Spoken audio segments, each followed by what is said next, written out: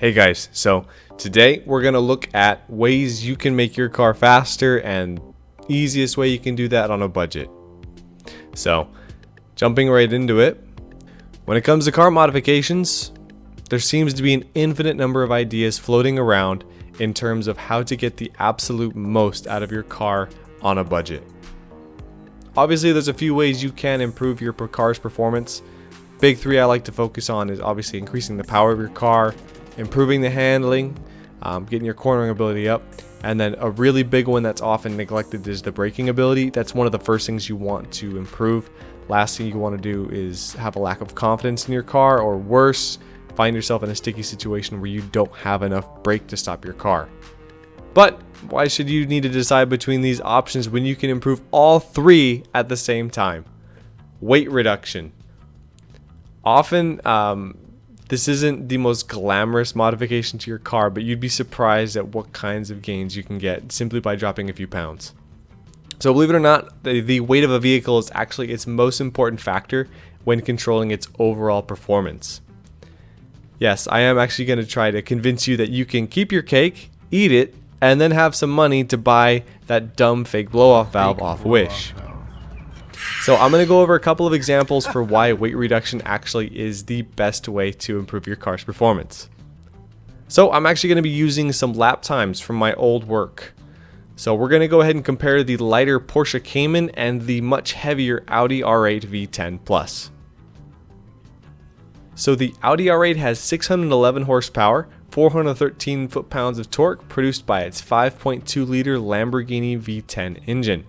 The car is driven forward by the state-of-the-art Audi Quattro all-wheel drive system featuring a 7-speed double-clutch automatic transmission and weighs 3,600 pounds and has a blistering 0 to 60 time of 2.9 seconds. Obviously, this doesn't come cheap. This car comes in with an MSRP of $195,000. Like I mentioned before, we're going to be comparing this beautiful Audi to the 718 Porsche Cayman GTS. The Porsche Cayman comes equipped with 365 horsepower, 309 foot-pounds of torque, all of this produced by a turbocharged flat-4 engine.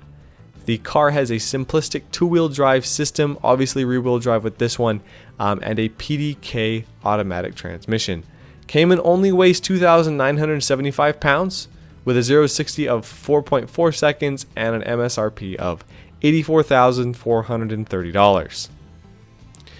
When you're comparing these two cars, any sane person would obviously assume that the Audi would dominate the Porsche in pretty much any scenario. The Audi has far more horsepower, more torque, is naturally aspirated, meaning it has better throttle control and better throttle response, has all-wheel drive, a much bigger price tag, which would lend itself to being higher grade materials, and also a little bit better quality technology. The only advantage this Porsche has is a difference of 624 pounds. Even if we calculate the power to weight ratio, we can see the Audi sits at 5.9 pounds per horsepower, and the Porsche has a worse power to weight at 8.1 pounds per horsepower. Now, if we go back to the example I gave with my old work, we can take a look at the lap times.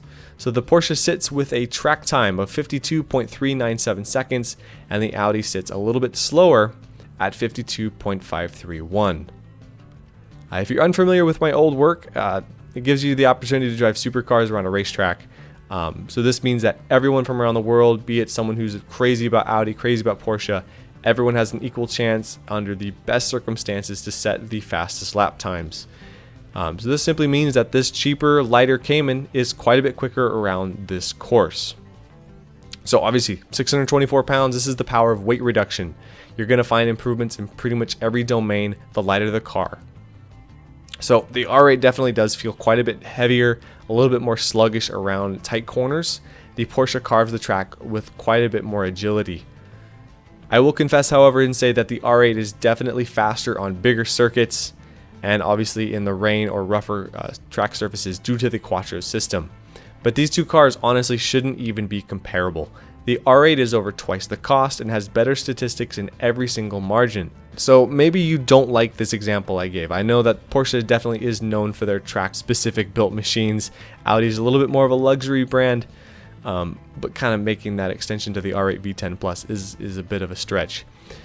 So I'll go ahead and extend an olive branch to you then. I'll provide an example of one of the most agile, best handling, greatest accelerating, supercar slaying vehicles to ever been created.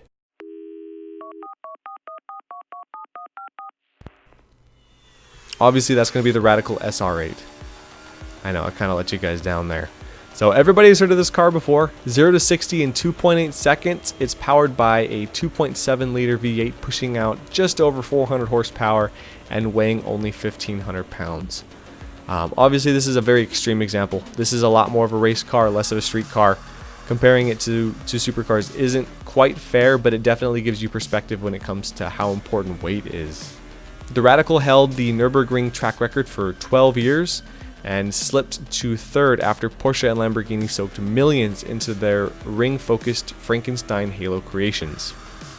This certainly isn't the cheapest car, but it's almost 60 seconds a lap faster than the R8 V10 Plus and still boasts a more affordable price tag. To further clarify the point I'm making here, I do know that big cars can be fast, but the most efficient way to find performance is to lose some weight. Making a Miata faster is a whole lot easier and cheaper than trying to make a Challenger fast. So now that we've discussed the most important factor for finding a car's performance, we can go and talk a little bit about the best ways to shave a few pounds. And luckily, the bigger the car, the easier it is to find weight you can lose. And if you really want to build an affordable street weapon, you probably should just start with a lighter car.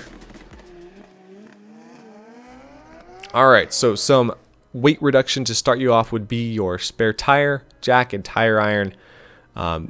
Obviously this is your daily. You probably don't want to lose this stuff, but these are going to be about 30 to 50 pounds of weight savings if you are willing to forego those features.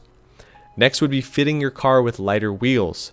Rotating mass will heavily affect the acceleration and handling, meaning a set of nice wheels can reduce your car's weight by up to 40 pounds and just give you overall better performance. So another great place to start in regards to losing some weight with your car is going to be your stock seats. So this can range from, like a 30-pound bench pad that you have in your old truck to a 100-pound leather sofa. So removing these or finding lighter options could give enormous weight savings, and it is fairly easy to get them out of there. Heat and AC, some people aren't going to want to remove these creature comforts, but if you are meticulous about it, removing everything behind the dash, you're looking at about 100 pounds right there. Another great way to lose some weight is going to be your radiators. So if you switch to an aluminum radiator, be that your oil cooler or just your standard coolant, you're going to lose some pounds. Also, your car is going to be a lot more efficient at losing that heat. So for me personally, another one I focused on is I actually removed the sunroof on my RX-7. About 40 pounds of weight right there if you have a sunroof. Replacing steel body panels with either carbon fiber or aluminum. Greatest place to start is going to be your hood and your trunk. But if you really want to spend some money, you can look into some composite panels for your doors or mirrors. Something definitely to check out. If you are legally able to remove emissions components, these can shave a lot of weight. The catalytic converter, air pump, and heavy steel exhaust can weigh as much as 100 pounds more than some aftermarket options. Something else that you may not want to get rid of, but it is an option, get rid of that windshield wiper fluid. So the reservoir, the pump, the lines, all of that associated stuff is going to be a little bit more weight for you. Some more items you can get rid of on the interior of your car are going to be your radio antenna, and speakers. Also sound deadening. So the sound deadening material can often weigh as much as about 40 pounds. It is a lot of labor to get it out of your car, but it is dead weight. It serves no purpose if you're trying to go fast. Finally, the most meticulous act of weight savings I can possibly think of is gotta be rewiring your entire car. So this would involve removing any excess wires, streamlining your features, cutting out pieces of your chassis harness you're not going to be using. Personally, I'm actually doing this right now. You'd be surprised at how much weight you can actually shave by doing this. And with that, guys, I'm going to go ahead and wrap up here. Big thanks to all of you for watching. It's been a pleasure. If you have any questions, feel free to ask in the comments. I'll do my best to get back to you. And if you like what I do, leave a like, subscribe, whatever suits your fancy. Feels great to be back, and I'll catch you guys in the next one.